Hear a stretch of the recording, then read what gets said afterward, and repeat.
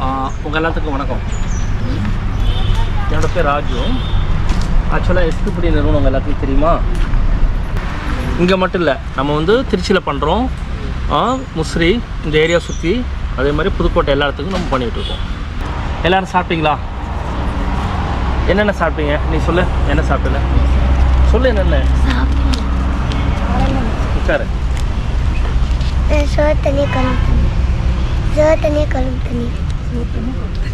சாப்பாடு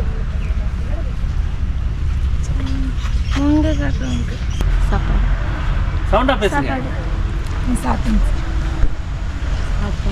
என்ன சாப்பாடு? தக்காளி சாப்பாடு. சரி, இந்த காலையில் இங்கே இருக்கவங்க எத்தனை பேர் முட்டை சாப்பிட்டீங்க? முட்டை ஏன் இங்கே வந்து ஒரு 2 மணி நேரம் ஆகணும் தெரியும், அப்புறம் ஏன் சாப்பிடாம வரீங்க? சாப்பிட்டு வந்துருக்கலாம்ல. உங்கள் அப்பா என்ன வேலை செய்கிறாங்க? கூலி வேலைக்கு போகிறாங்களா? அம்மா அம்மா எங்கே இருக்காங்க இப்போ? அம்மா எங்கே? யார் கூட வந்த? அக்கா எங்க? சொந்த அக்காவா? எத்தனை பேர் கிட்ட வாங்குறீங்க? சார் நான் தம்பி மட்டும்தாங்க சார் வாங்கினேன். நீ கூட்டு வந்தியா? சரி. இப்போ எத்தனை பேருக்கு ஹோம்ஒர்க் பிடிக்காது? ஸ்கூல் போகிறீங்களா? ஹோம்ஒர்க் பிடிக்காதவங்க கை தூங்க.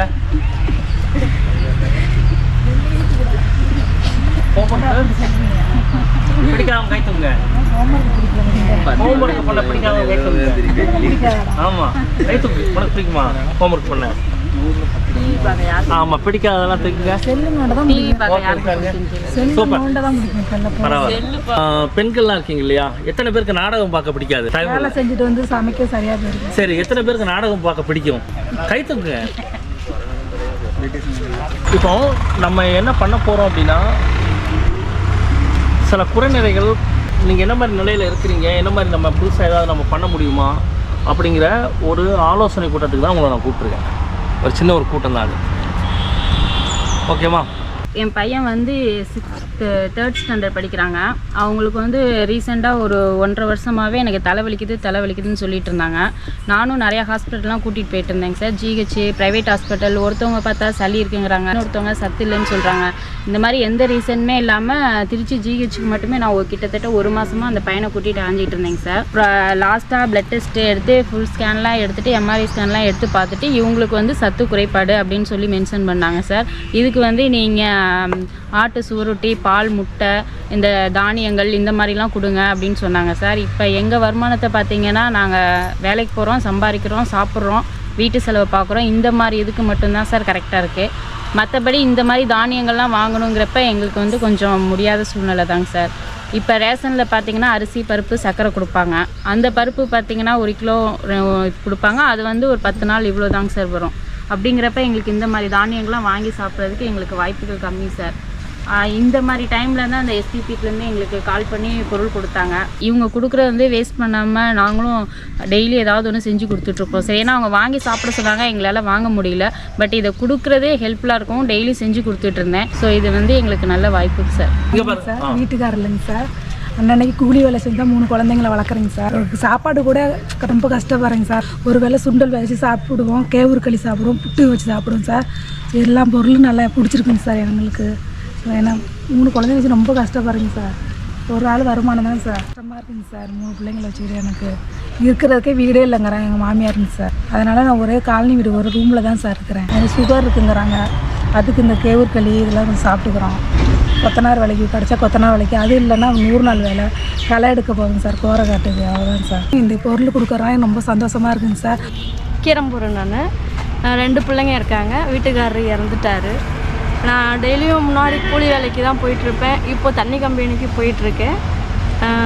இந்த மாதிரி நான் எதுவும் என்னால் நவதானியம் வாங்கி கொடுக்க முடியாது. இப்போ இது வந்து எனக்கு கொஞ்சம் ரொம்ப உதவியாக இருக்குது. எங்கள் பாப்பா டெய்லியும் முளை கட்டி பயிர் எடுத்துகிட்டு போயிட்டுருக்கா ஸ்கூலுக்கு. சுண்டல் டெய்லிக்கும் வேவிச்சு ஸ்கூலுக்கு அதையும் எடுத்துகிட்டு போவோம். பேரிச்சம்பழம் நைட்டுக்கு சாப்பிடுவாங்க. ரொம்ப பெரிய உதவியாக இருக்குது எனக்கு இது. வீட்டுக்காரர் இல்லை, நான் மட்டும்தான் 2 பிள்ளைங்களையும் பார்த்துக்கணும். சம்பாரித்து என்னுடைய சம்பாத்தியத்தில் அதுங்களை பார்த்துக்கணும். முன்னாடி என்னால் எதுவுமே வாங்கி தர முடியாது. இப்போ இது ரொம்ப உதவியாக இருக்குது எனக்கு. அதனால் ரொம்ப இந்த கொடுத்ததுக்கு ரொம்ப நன்றி. பொண்ணுக்கு வாங்குகிறோம். இது கொடுக்கறதுனால எங்களுக்கு ரொம்ப உதவியாக இருக்குது.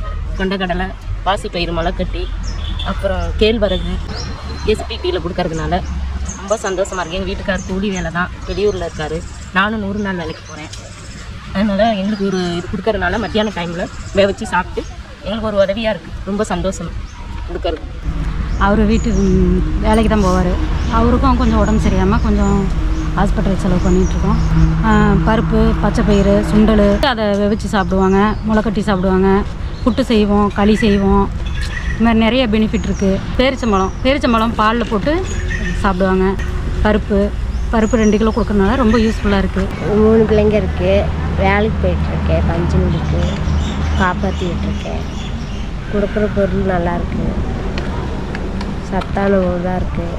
பிள்ளைங்க படிக்குதுங்க. அது வேலைக்கு போய் தான் காப்பாற்றிக்கிட்டுருக்கேன். பாம்பு கடிச்சு தவறி போயிட்டாங்க. 3 வருஷம் ஆகுது. எங்கள் ஊர் சின்ன கிராமம். அந்த கிராமத்தில் வேலை அதிகம் இல்லாதனால ஆடு தான் வச்சு வளர்த்துட்ருக்கோம். பாப்பாவுக்கு 1 வயசுலேருந்து உப்பு சத்து பிரச்சனை கொஞ்சம் ஆரம்பிச்சிருச்சு.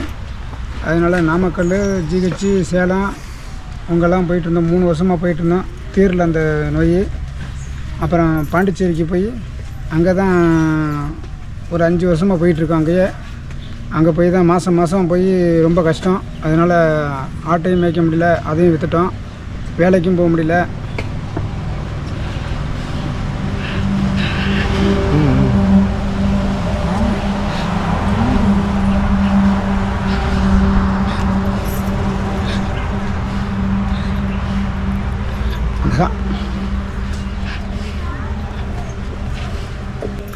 அந்த கஷ்டத்துலேயே இங்கே பொருள் கொடுக்குறது தெரிஞ்சு இங்கே டியூஷன் போனவங்க இங்கே சேர்த்து விட்டாங்க. பொருள் கொடுக்குறாங்க எஸ்பி பிட்டில். அந்த பொருள் வாங்க அப்புறம் வந்தோம். அந்த பொருளை தான் எங்கள் வீட்டு சொல்லுக்கு ரொம்ப உதவியாக இருக்குது. அதை வச்சு தான் நாங்கள் கொடுமையாக ஓட்டிகிட்ருக்கோம். கிட்டத்தட்ட ஒரு 4 வருஷமாக கொடுத்துருக்காங்க எங்களுக்கு. நாங்கள் வாங்கிட்டே இருக்கோம். இன்னமும் கொடுத்துக்கிட்டு தான் இருக்காங்க. அந்த எஸ்பி பிட்டிக்கு நன்றி. Thank you sir.